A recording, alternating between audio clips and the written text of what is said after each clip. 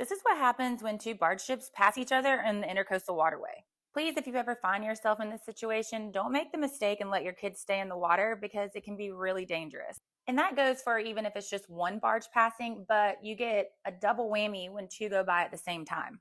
The water gets sucked completely out, almost like it's dead low tide, and then all of a sudden, the water will come rushing back in.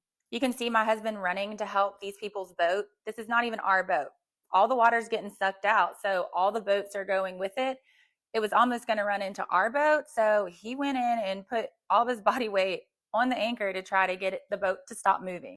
You can tell the water receded so much because of the barges going by that boat's beached, and so is that one. But here in a second, the water will just flood back in super fast.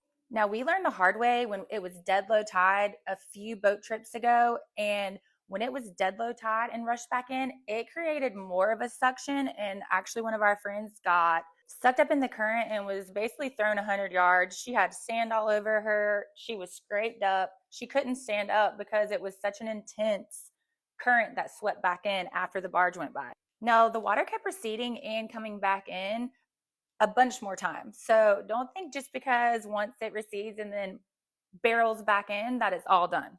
And honestly, I'm just telling you this for information because, like I said, we didn't know how dangerous and how much of the suction it was up until like a few boat trips ago. This is also really cool to watch. And since we were on Shark Tooth Island, once all of it receded out and came back in, that's when you find the best shark teeth because all the water pushes the shark teeth back in. So we did end up finding some big ones.